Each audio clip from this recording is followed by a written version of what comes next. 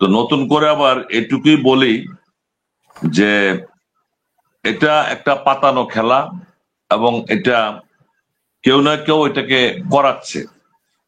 পার্বত্য চট্টগ্রামে বিরাজমান সমস্যা এটা লেগেই আছে। 97 সালে যে চুক্তি ছিল, এই চুক্তিটা ছিল অসম চুক্তি।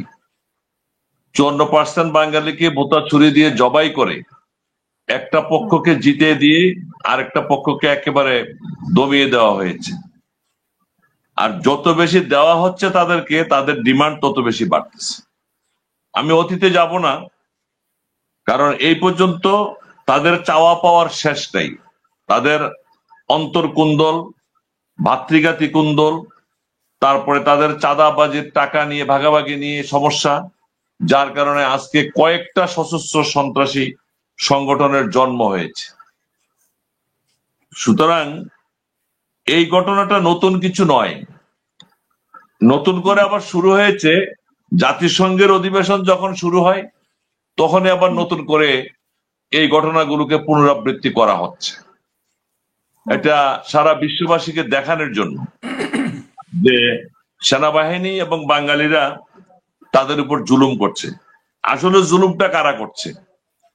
আপনি দেখেন, গত বছর 2024 সালের 19 সেপ্টেম্বর খাগড়াছড়িতে মোটরসাইকেল চালক মামুনকে হত্যা করা হলো। মামুন হত্যাকে কেন্দ্র করে ইউনাইটেড পিপলস ডেমোক্রেটিক ফ্রন্ট, যেটা ইউপিডিএফ মূল এবং অঙ্গ সংগঠন সহ দিঘিনালা ও রাঙ্গামাটিতে সাম্প্রদায়িক অস্থিতিশীলতা সৃষ্টির চেষ্টা করে, নিরাপত্তা বাহিনীর সাথে সংঘর্ষে লিপ্ত হয়। ফলশ্রুতিতে 3 জন নিহত হয়, বেশ কিছু এলাকাবাসী আহত হয়। গত বছরের 19 সেপ্টেম্বর এই ঘটনার 1 বছর পূর্তি হিসাবে এই বছর ইউপিডিএফ এর সহযোগী সংগঠন সমূহ পার্বত্য চট্টগ্রামের বিভিন্ন স্থানে প্রতিবাদ মিছিলের আয়োজন করে এবং অনুরূপ ঘটনার পুনরাবৃত্তির চেষ্টা করে। মূলত বিষয়টা কিন্তু এটা। গত 23 সেপ্টেম্বর 2025 তারিখে খাগড়াছড়িতে সিঙ্গিনালা এলাকায় এক স্কুল ছাত্রীর ধর্ষণের অভিযোগে ইউপিডিএফ এর মূলের দাবিকৃত সন্দেহভাজন সয়নশীলকে সেনাবাহিনীর সহযোগিতায় 24 সেপ্টেম্বর 2025 তারিখে গ্রেপ্তার করা হয়। ধর্ষক এবং ধর্ষিতা, ধর্ষণ এটা আমরা সমর্থন করি না। সে যে সম্প্রদায়ের হোক, যে দলেরই হোক, দর্শকের বিচার হইতে হবে। তো এটা তো একটা ফৌজদারি মামলা, বিচারাধীন প্রক্রিয়াধীন রয়েছে।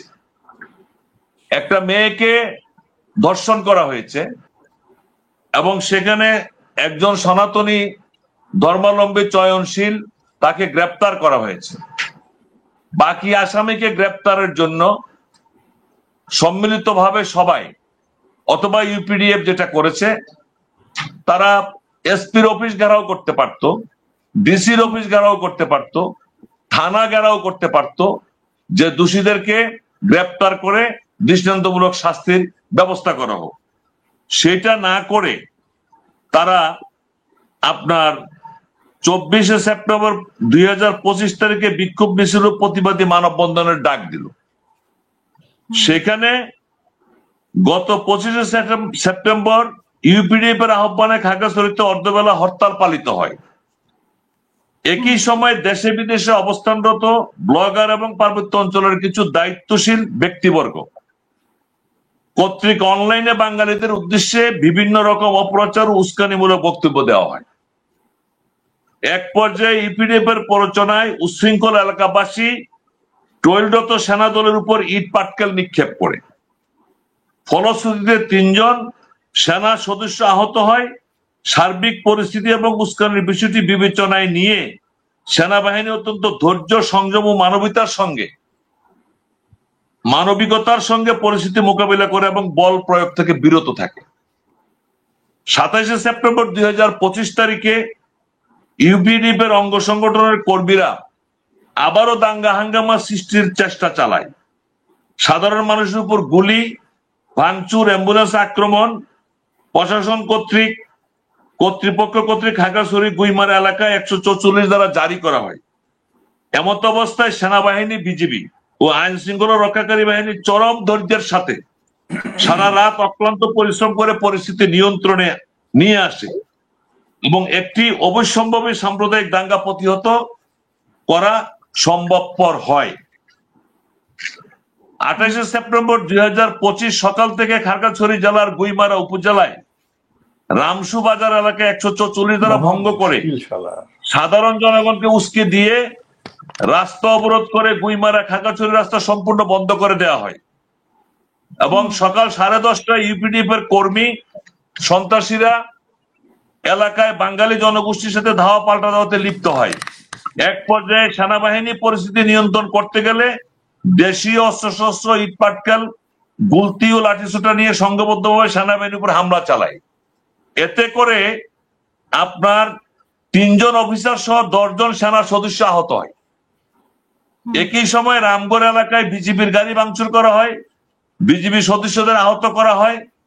সংঘর্ষ চলাকালীন আনুমানিক 11:30টার দিকে রামসু বাজারের পশ্চিম দিকে অবস্থিত উঁচু পাহাড় থেকে ইউপিডিএফ এর মূল সশস্ত্র দলের সদস্যরা 4-5 বার অটোমেটিক অস্ত্র দিয়ে সংঘর্ষে লিপ্ত পাহাড়ি বাঙালি পরিস্থিতি নিয়ন্ত্রণে ব্যস্ত সেনা সদস্যের লক্ষ্য করে আনুমানিক 150 রাউন্ড গুলি তারা সেখানে ছুড়ে। সুতরাং সেনাবাহিনীর তৎপরতায় উক্ত সশস্ত্র দলটি দ্রুত এলাকা ত্যাগ করে। এরপরে আপনার এই ঘটনাকে কেন্দ্র করে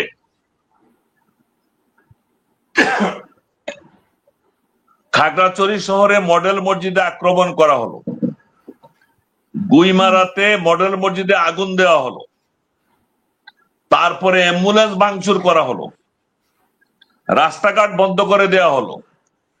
সবচেয়ে বড় বিষয় তাহলে এই কাজগুলো কারা করছে, এদেরকে কারা উস্কে দিচ্ছে? বিষয়টা নতুন কোনো কিছু নয়। পার্বত্য চট্টগ্রামকে আলাদা একটা স্বাধীন রাষ্ট্র করার জন্য, জুমল্যান্ড প্রতিষ্ঠা করার জন্য যে সন্তু লারমা জেএসএস এর নেতৃত্বে ভারতের মিজোরামে 7 থেকে 8 হাজার সশস্ত্র সন্ত্রাসী সেখানে ট্রেনিং নিচ্ছে।